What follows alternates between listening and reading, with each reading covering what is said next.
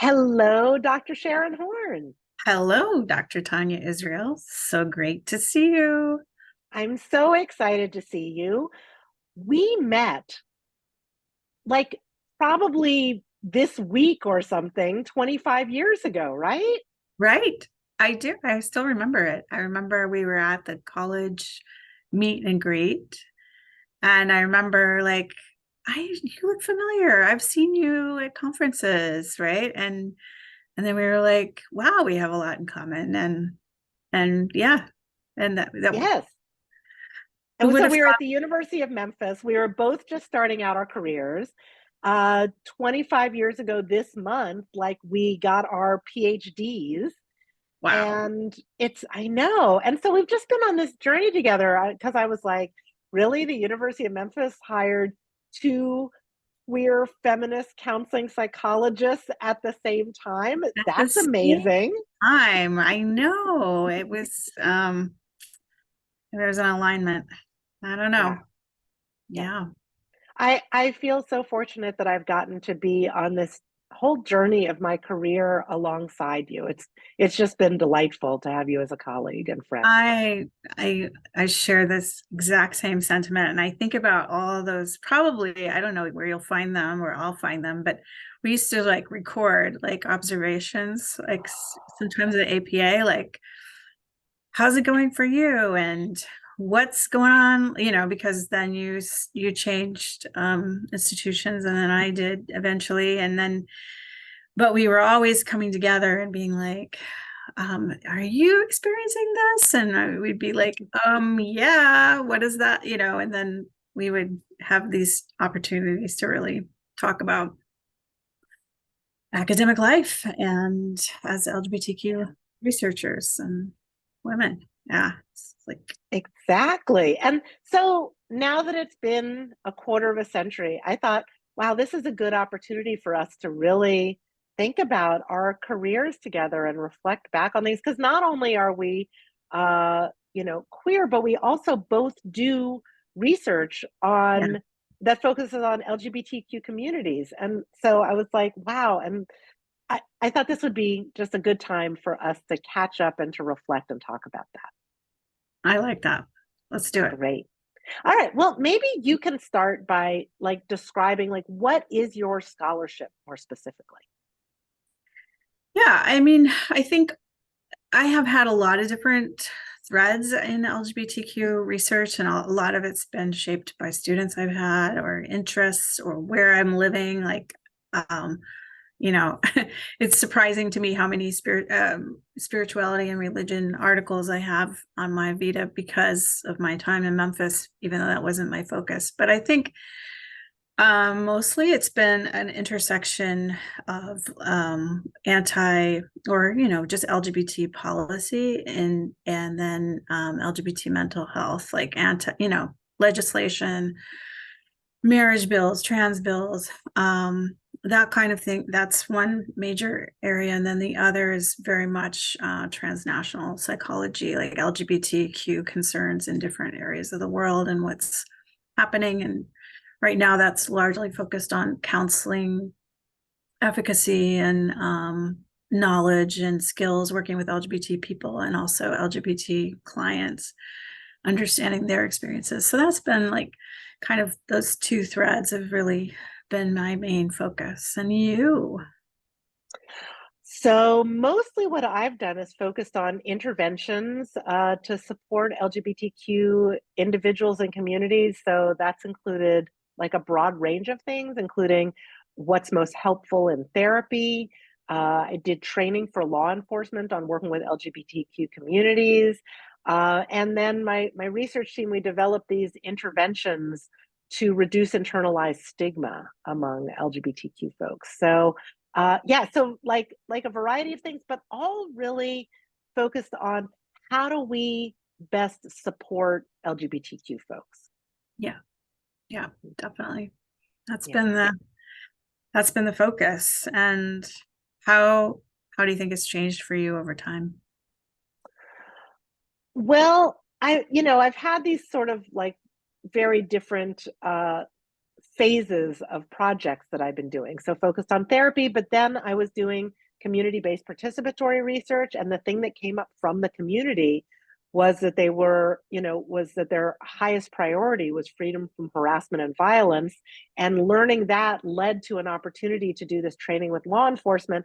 I didn't think I was going to work with law enforcement, like that just wasn't my area at all. But it was such an opportunity, I could not pass it up. And then my student Ray Lynn had, for his dissertation, developed this online intervention, and I was like, wow, we need to like expand this. So we have one for L and G and B and T, like 4 different interventions. So like after he graduated, I like brought him back to the research team and we developed those. And so some of it's been opportunity, some ideas, have come from students. It's been like I wouldn't have been able to predict the exact trajectory of what my work's been like, but I've always had an interest in not just what are the problems, but what do we do about the problems. And so I Mm-hmm. feel like that's kind of what pulls together my work.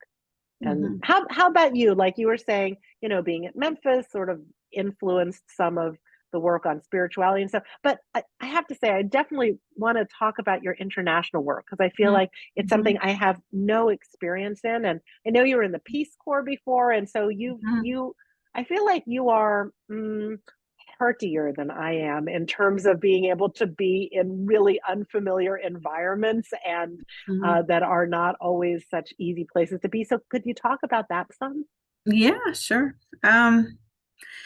Yeah, I mean, I feel like I really brought my international focus into psychology with me. I mean, that was my background was Slavic languages and literature, and I had been living and working in different places in the world before I started my graduate work, and so I tried to, you know, meld that with my career as a counseling psychologist. And so it's taken me a lot of different places and a different at different times. It's been, a very key. Like I am really, I think back about the research I did with Heidi Levitt as my partner and also a researcher when we were in Russia in 2004, and it was like the early Putin period where it looked like Russia was moving in a direction towards Europe kind of structures and ways of doing things. And they had built NGOs. There were HIV NGOs and LGBT NGOs, and people were visible, and there were bars and clubs, and it looked like it was just going to end up, like a little more conservative side of Europe. And then we did those interviews, and everybody was very hopeful and excited, and always cautionary at the end, like, but this could go the way. I think almost everybody mentioned the camps, from the Soviet times. But we know that this could go this way. And it was, so at that time, that we recorded that. I thought was an important experience, I think, to have and to share how they were moving forward with LGBTQ rights, but with this cautionary movement. It was very prescient in a very unfortunate way. Because as we know, it didn't have to go that way. So I think it's an important story to tell that actually it was moving in a different direction. So work like that. And then I worked for over a decade in Kyrgyzstan with colleagues in psychology, and I was involved with a lot of not always LGBTQ work, but some, and advocacy there as they developed an ethics code. I'm completing a lot of projects right now with the counselor competency stuff with colleagues in Iran and Colombia, South Africa, and Philippines, where I got a global Fulbright to work on these issues. And so we have a lot of projects going on that. So I've always just tried to integrate this like focus and try to understand what it means, with globalization, with, westernization, colonization, all the ways that the world is shaped and shifting around identity and rights, and how people advocate for that, for their um, visibility, for their authenticity, really, and what are those patterns? How does that look differently? And what are the concerns around that? And so I've been trying to document that for Mm. many. I'm curious, are there ways that your global perspective that you have from that influences the research that you do in the US? Absolutely. Yeah, absolutely. I think I always carry this lens of like, uh, I have a lot of, um, I think in the US we've been, and I think we're in this moment where it's very clear that all of this assumed progress is really being stalled, and it's Mm. dangerous and horrific what's happening with all these statewide bills. That there's I think there's I bring a caution or a concern around whether there's really going to be forward progress. What's that going to look like?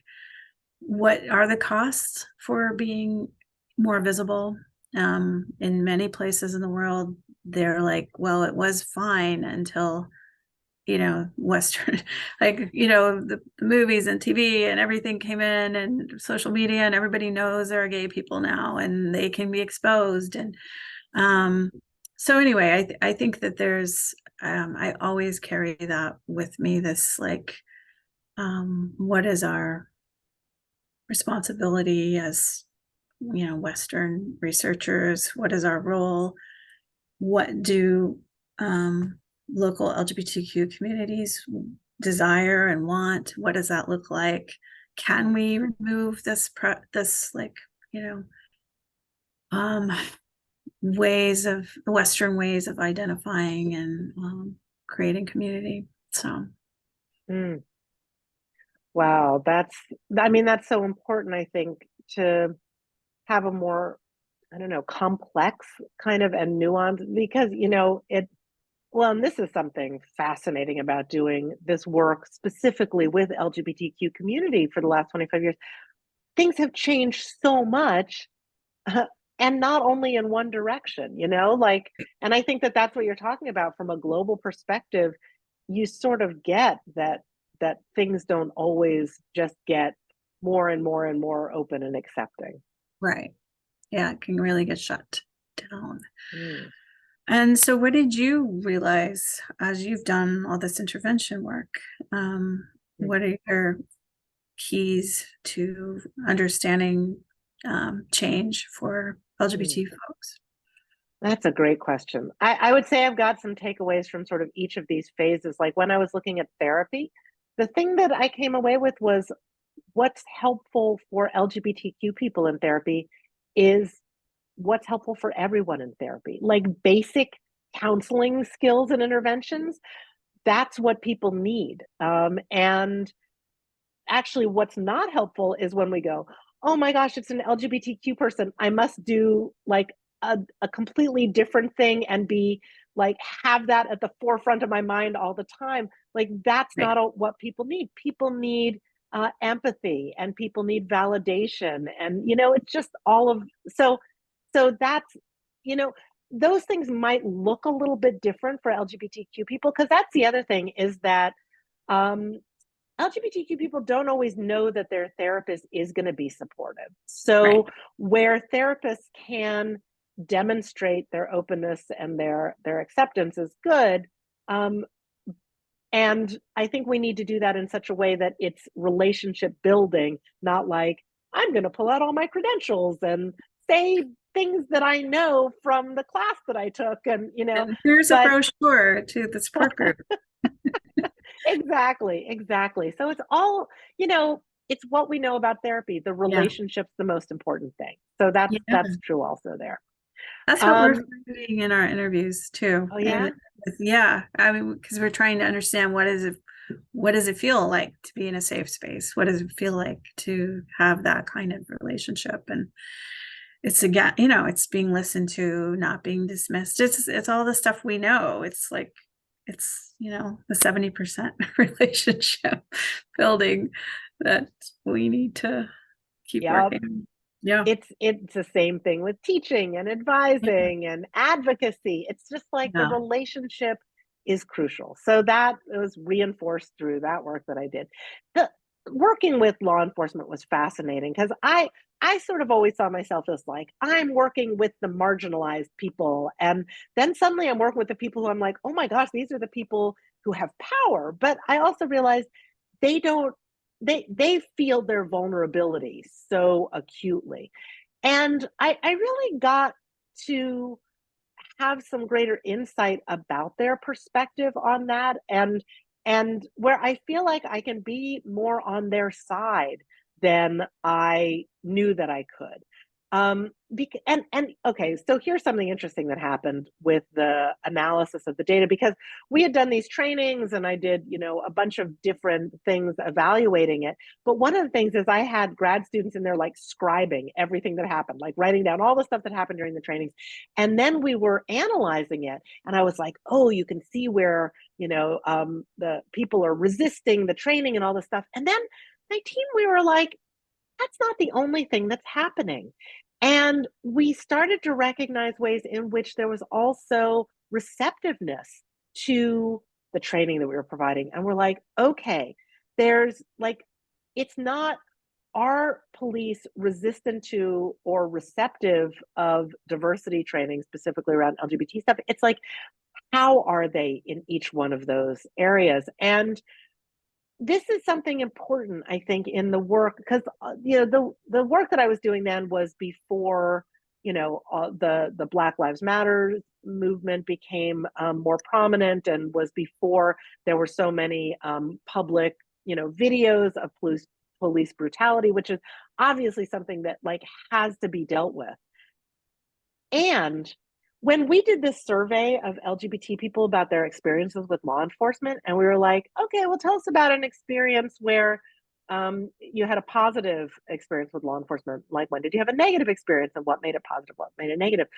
Just about every participant told us about both. Like, just about every LGBTQ participant said, oh, I've had a positive experience and a negative experience. And I was like, you know what? We do not typically ask people about their positive experiences with law enforcement. And I think we need to, because when we're only focusing on the brutality and on the misuse of power and force, police know that that's not the whole story. Mhm. That happens sometimes, and it's horrible that that happens, and we've got to address it. And if we don't also say what's going well here, and what can we capitalize on, and what can we reinforce, because not everybody's doing the good things, but can we identify what the good things are and say, hey, how can there be more of this happening? How can we Mhm. bring more people on board? So anyway, those are some of the insights that I've gotten. Yeah, and I think counseling psych has really helped us with that kind of focus on, because when people are like, why Colombia, South Africa, and the Philippines for my Fulbright? And I'm like, it's because they're doing amazing things as psychology communities. Like, I want to highlight what strides they are making in supporting LGBT communities, helping to provide trainings, helping to advocate at the national level, creating their own guidelines. I mean, those are the kinds of stories that I'm also drawn to. It's like, can we really show and talk about what's going well? And I don't know, Tanya, I mean, when you think about like 25 years ago, would you have said, oh yeah, I'll be working with law enforcement on LGBTQ concerns, or or where you'll get a NIH grant to work on LGBTQ concerns because at that Right. time it was only HIV related, right? Yeah. Uh, or a Fulbright. I mean, I think you and I both came through doctoral programs in the 90s where, it was, um, it was a risky business to be embarking on LGBTQ and concerns. And I think I feel so kind of lucky that we were both there starting that and trying to figure out where is this going to be acceptable or where can we get in there somewhere. And just to think about how much has changed, I mean, really, LGBT research is, its own research domain. It's got its top tier journals. It's, totally integrated now into NIH and other health funding priorities. And, it just to think about, I mean, when we started, minority stress, had not been even published, Mhm. except by Virginia Brooks years before. But yes, you know what I mean? Like the Yeah. whole, so I mean, when you think back about that, what do you think? It is shocking. When I was trying to decide what to do my dissertation on, I went to my advisor, Gail Hackett, and I was like, well, I'm thinking about doing this thing on training counselors to work with LGBT clients, but I don't know, like, if I do my dissertation on that, am I ever going to get a job in academia? And the weird thing is, it's what's made my career. Yeah, So I mean, it's what's defined both of us. And yes, you've gotten accolades for that, and you've gotten funding for that. I got an award from my sorority, and I thought, wow, this the same sorority that I was in the '80s that like is going to celebrate a biracial Asian American bisexual Jewish Buddhist feminist for doing like all this LGBT advocacy. And so things have really changed. And it's one of the things I think about working with students because, you know, I didn't have the courses that I teach. Um, the training that they have, I feel like they're going to be able to take this field so far. They've grown up in a complete, some of them weren't even born when we got our degrees. And they're just going to have vision that I feel like I'm not going to have because of the both the societal context and the academic context that they've come through. exactly. And they have, um, and there's so much more available. I mean, I just remember it just, I mean, I think there's pros and cons to it, but I think back, like, trying to get the articles and, and, just trying to like what is out there and what is written. And it was just more murky. I mean, I think that there was a little more flexibility around flailing and like not having it figured out. And I do feel like there's probably more with this like access. There's also more pressure possibly to I don't know, but I completely agree that it's a really different world. And I remember like trying to publish stuff, like, a lot of the smaller journals, and so, they would take a long time to publish. And now there's so many, there's avenues for open source or blogging or, other avenues. So I That reminds me that when I submitted my dissertation project to present at APA, that was back when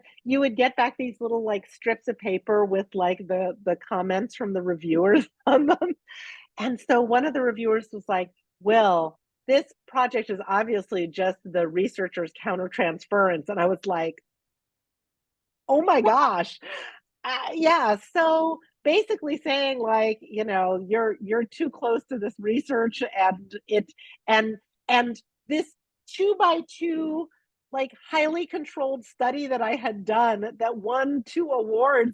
I'm like, they're saying, oh, they were just completely dismissing it because it was about LGBT things. And I don't even know if they knew that I was bisexual, but it was, yeah. So there was that kind of pushback. I feel like this work isn't as completely disregarded as it was. I realize it's still a struggle sometimes and still to get legitimacy for some of the types of work. And you know, I think we have to talk about what's happened with transgender issues because that's been the biggest change that I've seen happen in this field over, I mean, and this is primarily over the last decade even, but huge changes and huge advances, asking questions, the kinds of questions that we would not have asked before, um, space for and validation for a lot of experiences that we just didn't even talk about before. Right, right. And journals dedicated to transgender concerns and non-binary concerns. And that's been a huge advancement, I think. And there's so many, I mean, I think in a few years we'll have hopefully a lot of folks in academia as well. There are many, like, some of your students as well, and our students, and that are really changing the future of LGBTQ concerns, and focusing, really centering it on gender identity and experience. So Yeah. that's really exciting. It's very exciting. Yeah. And I mean, I have to say, like, as a feminist, I've always been like, yes, I want to dismantle patriarchy and restrictive gender roles. I didn't foresee that this is how it would happen, and how it would go. yeah, Although I think that the pushback against transgender people and transgender rights is it's clear that this is backlash, yeah, because it's such a foundational piece. It's not just about transgender and gender non-binary people. It's about gender. It's about dismantling restrictive gender. yeah, definitely. And and I do think we are at a, as somebody who's studied legislation, I think that, and I was just hearing a story today about Frank Kemeny and all of the lavender scare and what was happening in the 50s, Yeah. and after going after everybody, and then we had the bars and the police, the arrests, and but I do think it's a different level of harm and mendacity when it's going after children and youth, and their medical and physical health. That this has risen to a new level. And I have to say, um, this is because I follow what's happening in Russia, which is very much focused on protection of the child, through is a way that they do political use, minoritized populations in Russia in this way. And I was like, gosh, I wonder when the Republicans, or, whoever is doing all this, is going to like shift it to the children. And, here that's, so I do think, there's a transnational, um, kind of playbook about how do you make things politically expedient, and this is going to be something that we will have to, as a society, grapple with for a very long time. That this is just incredibly harmful, and this is where I think, as a researcher, it gets so, you're just like, but the research, there is so much research, showing that if youth are supported and they get the care that they are needing or wanting, and their family is supporting, then they do well. Not interfering as a government into their body autonomy and livelihood. And there's no place for that and so that I think that can be challenging when you're a researcher and you're like, but we have the evidence, we have the research, why aren't you following it? And have that disconnect. And I wonder about if there are times that you feel like, you just want to be like, it's here. It's, why isn't it getting through? And Yeah. maybe you want to talk about how you kind of moved in that direction. I don't know.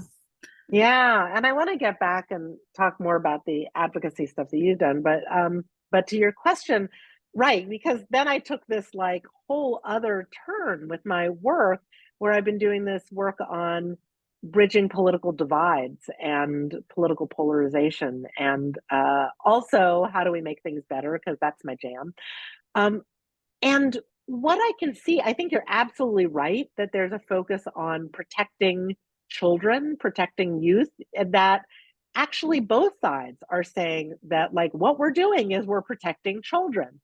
And I mean, it's what people who are pro life say, and it's what people who are uh, pro gun control say also. Everyone says that they're protecting children. That's actually like the narrative that we all feel comfortable like being advocates for.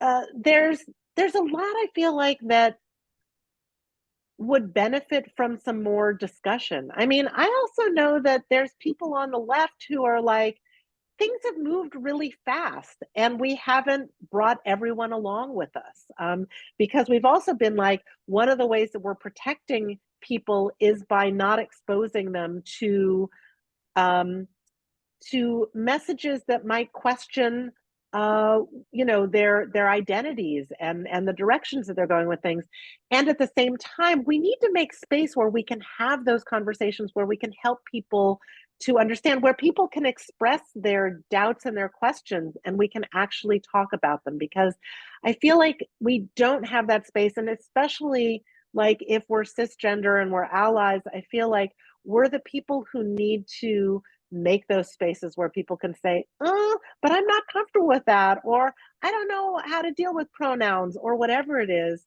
Um, that's going to be an important thing to, to make sure that whether it's, what we think about as across political lines or even closer in, that we're making space for that conversation. So I'm curious if that's something that you've seen as well. Yeah, and that I think we have a role to play in helping increase that comfort, and because it's so harmful for people to have to educate others about themselves, so I think that we've learned a lot over time around how do we do that. And um so but I agree. I don't know that the space is, I don't know.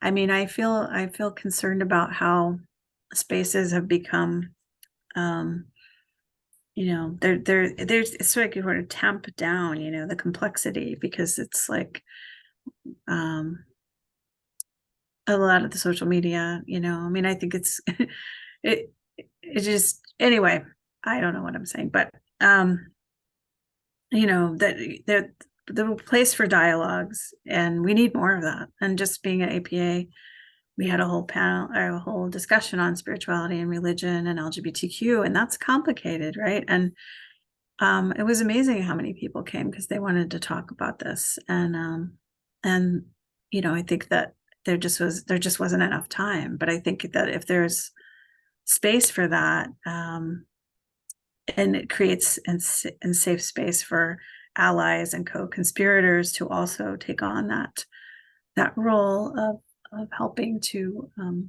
increase understanding and knowledge and empathy around humanity concerns, we could go a long way. But I'm wondering if there. you're doing that with your latest work, is what your goal is, right? I mean, you're kind of doing that. Yeah. I mean, one of the things that's really clear is that we have real misconceptions about people across the political divide. And, that's from media and social media, but also our own minds. Like, we have to know that as psychologists, that cognitive bias is really skew how we see people. And so, we think that people are being hateful, and we think that, and some are, but not most. And I think you're right. Social media and ways that we have very limited communication really flattens things out. And so the more we can, be in spaces and actually have um, conversations that promote understanding, I think that's just going to benefit us as a society. Mhm. Yeah. Yeah. So I'm curious because we were talking about advocacy, and what have you learned about advocacy? Are there things that you realize now are effective in terms of approaches, and maybe things that aren't? Yeah, I mean, I think that always trying to keep in mind what kind of power I might have in this situation. And sometimes that's like the best thing for you to do is just be on the sideline, supporting and just, or working collaboratively, transnationally. Like I ask my colleagues, what is the most important thing for you that I could do and say at this point that's going to be helpful? Yeah, Um, and recognizing that there are often things that I can say as an outsider that they can't or can communicate in a way that's going to be, help what they say. Sometimes they'll say, like you can deliver this message, even though we've said it. So say it this way, or please highlight this finding because this is something we've been trying to communicate. And then other times to just really um, not, like be as in the shadows as possible. I think about our advocacy work in Memphis with another thing that we weren't expecting to research, but I was doing interviews around HIV issues and with young Black, gay, trans folks, and one of our participants started talking about the gay families and how he was a father, and then just talked about all of these communities in Memphis, and then we started working with them around what are the positive, what are the really rich aspects of these gay families is what they called them in Memphis, and how they were created and what were they offering and how they were supporting. And then we got some funding from Elton John, and then they did videos, and it was all their messages, their voices, their like what they wanted to say, and make sure that everybody knew because they were aired like late night. Um, and that was just that was an advocacy that I think was really so compelling to them, and it was really exciting for them, and it just felt like such a gift to be a part of. But I wasn't like, I mean, we were doing the dances and but I got to like be the sideline, supportive, the cheerleader kind of. So yeah, I think just trying, like that relationship piece is like key. It's like what is going to be helpful here? What keeping the values that we are sharing, that we want to improve LGBTQ lives and supports, and so we share that. And how do we do that without, hmm um, with centering what is the community needs, and so that's kind of, you know, mm. um, And something that I'm hearing in what you're talking about is just awareness of your own privilege. Like, and it's interesting because as queer women, it would be easier for us to just be like, oh, okay, we are the marginalized. But I'm really hearing you talk about, yeah, like being a U.S. Um, based PhD, professor, working with people in yeah, other countries and or working with community in Memphis. native, English speakers. Like, there's just privileges we don't. when we work transnationally, those have a lot of, you know, privilege that come with that. Yeah, that's great. I appreciate you, Thank just you. for that work that you've been doing. That's amazing. Let's see, what am I missing? Is there something that you, any in terms of scholarship and advocacy, anything that you really want to talk about that we haven't touched on? Um, I think just uh I think that often, I mean, I've done the advocacy that's like the activism that's canvassing and protesting and the things that we think of. And I've also been interviewing LGBTQ activists in medium and high risk countries for a few years now, and I'm hoping to publish that soon. Um, so focusing on how people do that. But I also think that advocacy can also, it can also be important. Like I worked with the ISINET as an APA representative for 10 years, and I chaired the statement and commitment, which we have now had 46 national and international psychology organizations endorse, and it's been translated, into 11 languages, and it's being used um,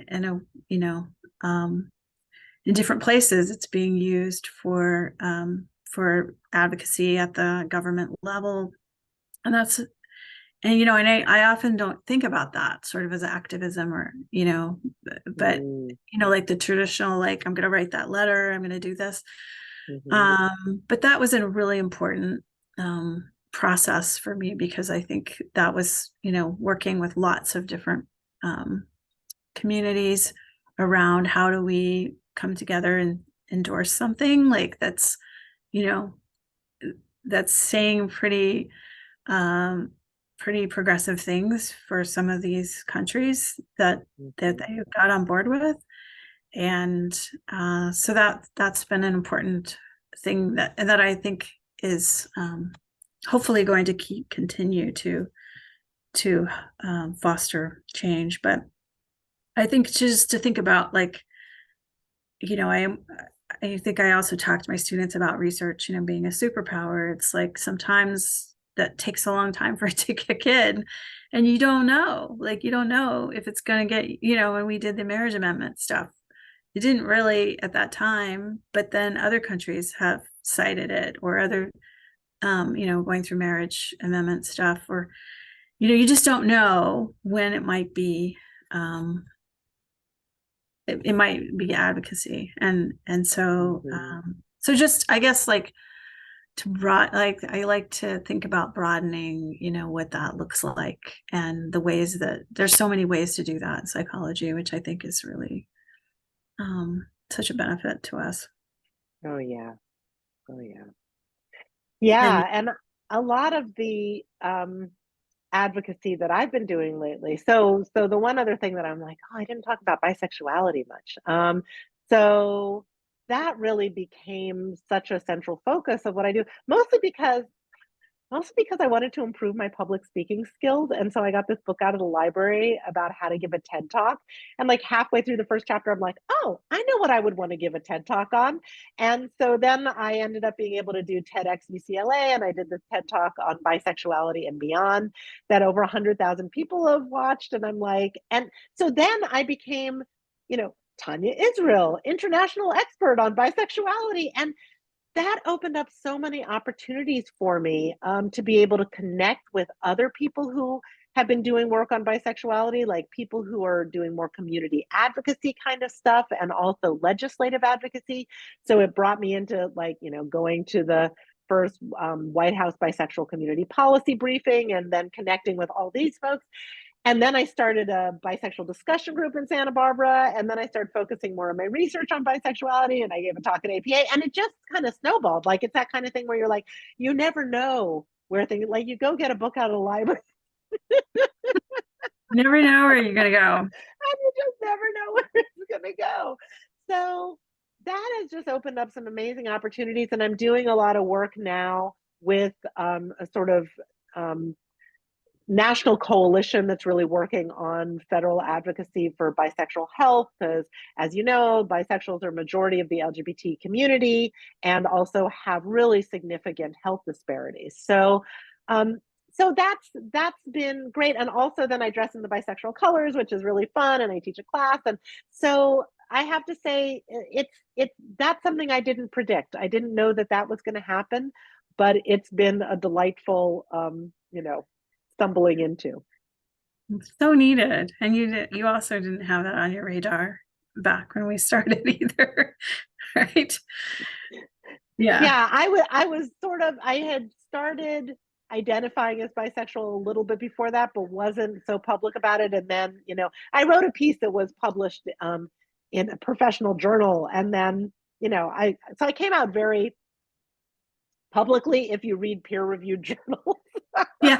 Yeah. But I remember one of my colleagues, like when I was going through a review and she read this, she said, "Oh, that's so brave of you." And I was like, "Oh, I didn't realize I was being brave."